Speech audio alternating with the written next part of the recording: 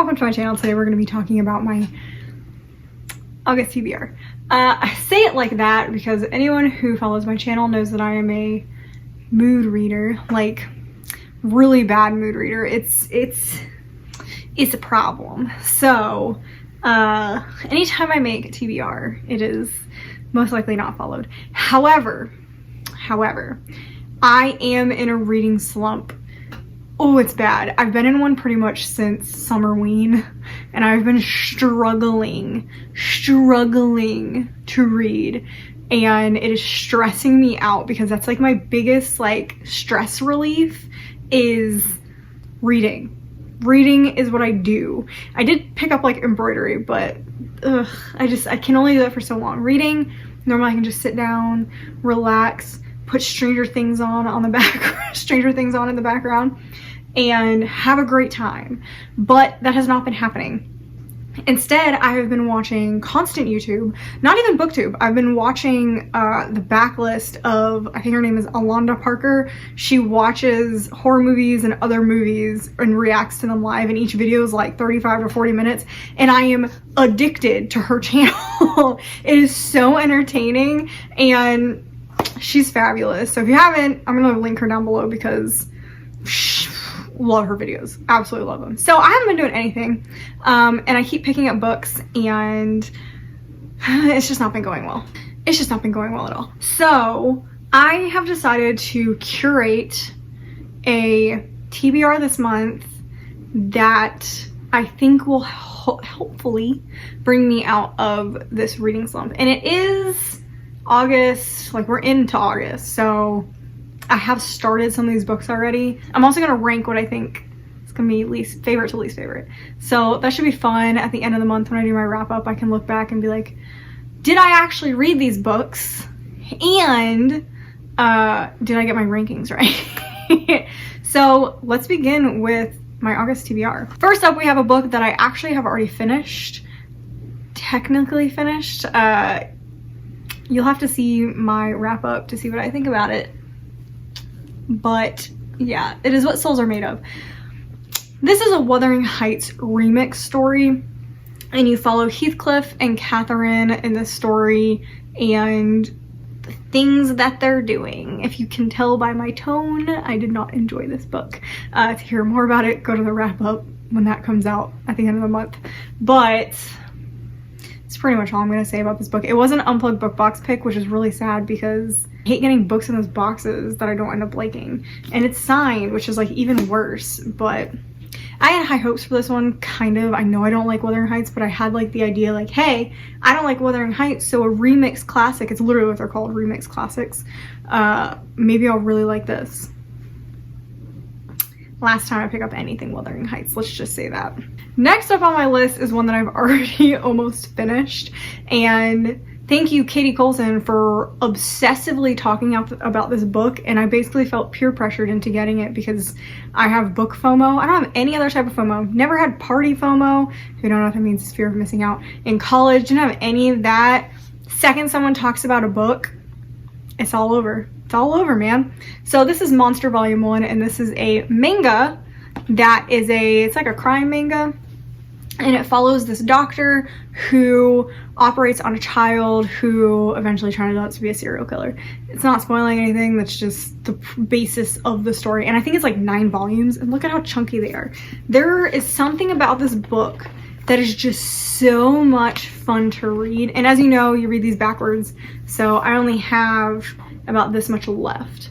So, oh my gosh, honestly, this is helping me get out of my book slump. It is so good. So I've been reading it slower than I want to. And I'm kind of planning on getting like 2 of these a month. So in my wrap up, you may see volume 2, because I may get it at the very end of the month, depending on how I'm doing on book spending, which is already not going well. I just literally went to the bookstore. Anyway, Monster Volume 1, highly recommend so far. It's very, very good. The next one is a book that is out of my comfort zone, but sometimes books out of my comfort zone can put me in a reading mood. It's kind of odd, but I feel like you can get burnt out on the same thing over and over again. So I'm picking up Station 11 by Emily St. John Mandel. I have The Sea of Tranquility upstairs. I got it on like the Barnes & Noble Amazon's, what is it, Prime Day thing. But they said that there was some like hints in that book of Station 11 or something like that. So I was like, you know what, let me pick up Station 11. It sounds like the type of book that is super out of my comfort zone, but that I might actually really enjoy. And her writing is so pretty, and I've actually already read a chapter of this. So how I'm going to read this book is I'm going to read a chapter a day, unless I like want to read more, then I'll read more. But I'm going to make myself read a chapter a day because it's one of those books that's just like, it's supposed to be like emotional and feel. I don't want to rush through this thinking I don't like it. I want to take my time with it. So it's kind of how I'm gonna go. I have no idea if I'm gonna end up liking this, but I am really excited to read it. Oh, if you don't know what it's about, this is about kind of like the apocalypse. It's the end of time, flu pandemic hits, and it's about like the survivors, and there's some twist and emotional things going on. So that's kind of what this is about. I'm excited to read it. Nervous, but excited. The next one is probably a very unknown book, but it is by the same, it's published by the same company that Horror Hotel. One of my first wrap-ups, I talk about Horror Hotel, and it was one of my most anticipated books because it talks about, it's like a podcast or ghost hunting group who decide to go to a fake Cecil hotel, and it was just it was okay. But I saw that they just published this new one. I don't even know if just published, but they just published another one, and it is called Small Town Monsters by Diana Rodriguez Wallach, and this one sounds really, really cool. This follows our two main characters, Vera and Max, and Vera is a part of a family where her parents are demonologists and very into the occult, while Max is dealing with his mom, who is seemingly turning into something of the occult.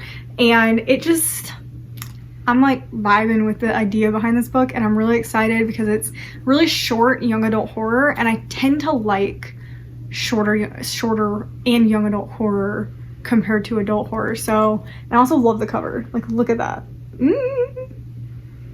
So I'm excited about this one. Hopefully I get to it.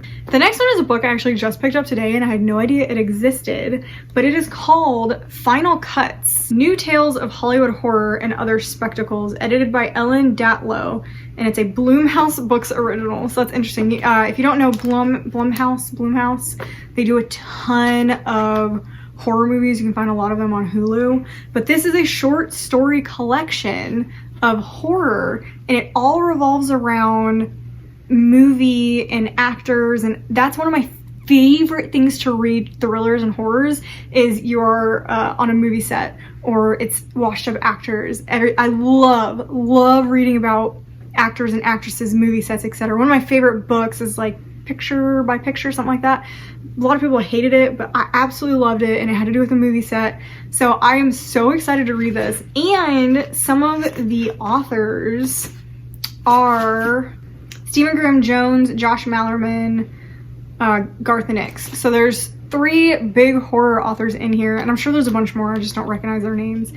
But I am so beyond excited to read this. And like I said, I'm kind of going into my manga era. These are also 2 books I picked up today, so this is also like a mini haul. And I decided to pick up Demon Slayer Volume 1 because I see this stuff everywhere. Everyone is obsessed with it. It is a finished series, which is one of my criteria for reading manga or manga, because they can go on forever. One of the series that I really want to read is called Skip Beat, and unfortunately there's like 50 something volumes. There's a ton of volumes, and it's still not finished yet. So I just can't. It's kind of like Outlander. I have every single Outlander book except for the newly published one, because, and I haven't read a single one because I'm waiting for the series to be finished. For series that are that long and take that long to write, I'm gonna wait, because the worst thing that can happen to me and anyone reading the series is for the series to go on hiatus or just not be completed. So I'm not doing that. So Demon Slayer seems perfect because it is finished. It seems really cool, and I'm excited to try it out after I finish Monster Volume 1. Keep forgetting to tell you what these books are about, but this one is like, I don't even know how to describe it, but it's main character Tanjiro makes a living selling charcoal, but his family is killed by demons. His little sister has become one, and he has to return his sister to normal and destroy the demon who ruined his life, etc, etc, etc. Very excited. I think this is gonna be really cool.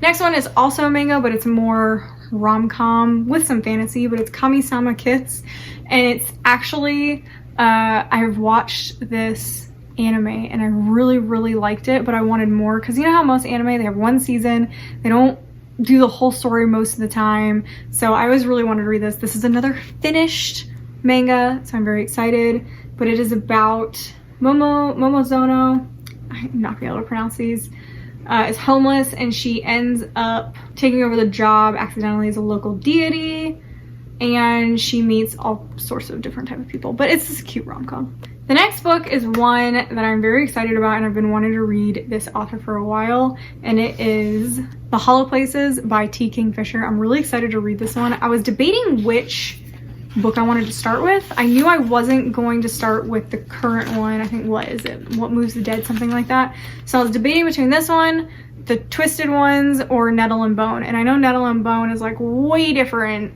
than the other two. So I decided to go with The Holo Places because I've seen this one a lot of around, and it seems to have pretty good ratings compared to the others. And I'm just really excited. Also, it takes place in North Carolina, and I live in North Carolina. This book follows our main character, Kara. She grew up working in her uncle's weird curiosity museum, and her uncle's super weird and collects like the strangest things. I've already read the first chapter and it was really funny. And one night she discovers a mysterious hole, and it leads her into something. So I'm really excited. It seems really cool. What I gotta say about it, I think I'm gonna like this one. Okay, the next three are my book of the month choices, and how, I've said this before in my videos, but how I try to live my life is if I get book of the month books, I have to read them in that month. I don't know what the punishment is if I don't, but I don't know what'll happen, but something will happen, because in my brain, that's one of my goals this year. I have to read them in the month that I bought them. So I have three. I was good. I only got three. There was a lot to choose from this month.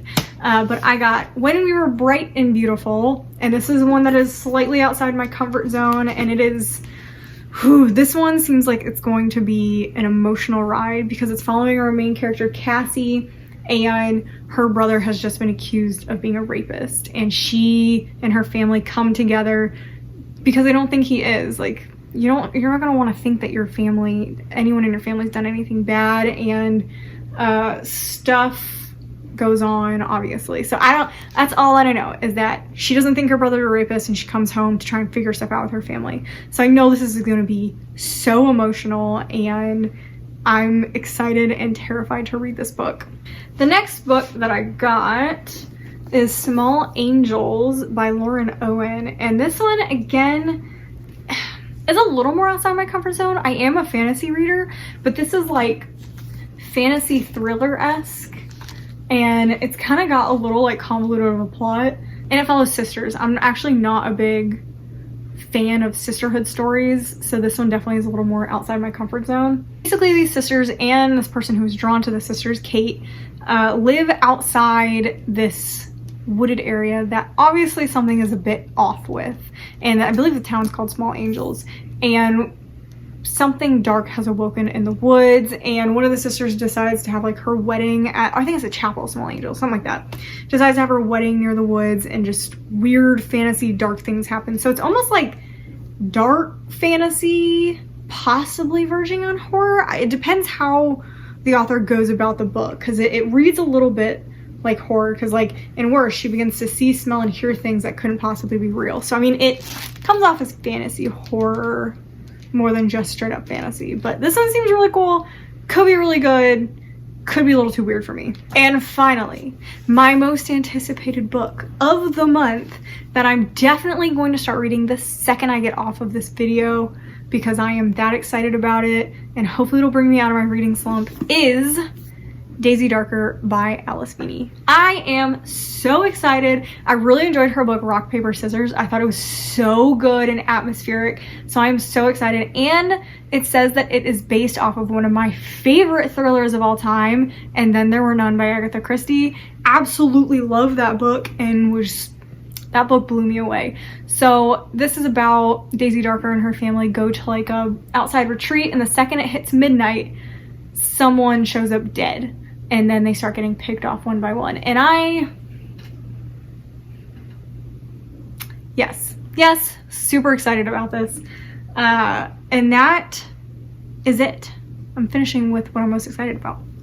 Let me organize this into what I think I'm going to like. I'm gonna do lowest to highest, I think. No, we'll do lowest rated to highest. Okay, that took way longer than I thought it would, and I'm still not comfortable with it. But I'm not going to include the two manga. I am going to include Monster because it's much more involved and larger. So one of the disadvantages of these smaller manga is that there's just a small portion of the story. So I don't want to rank them because one book is like 6 volumes in this. So that doesn't feel fair. I will rank Monster Volume 1 because it is like 500 pages and it is very involved and it is a full-length book. So I will be ranking that one in here. But this is what I think they're going to be ranked. So starting at the bottom, what souls are made of. Yeah, I don't think any of these are gonna be worse. Then I did Station 11 because it is very outside my comfort zone. It could be a favorite, but most likely I'm gonna like other stuff better. I don't know. Right above is Small Town Monsters because I didn't like Horror Hotel. It's by the same publishing company. It does make me a little nervous that I'm not gonna like it, but I have high hopes for that one. Then I did Final Cuts because it's short stories. Because it's short stories, there's gonna be some stories in there I absolutely love, and I'm sure there's gonna be a couple that I really, really don't like. So most of the time I feel like short stories are gonna be rated in the middle because it's hard to rate something with one short story because it's all written by different people. Next is Small Angels. I'm putting it smack dab in the middle because I don't know. I just don't know. It seems very different.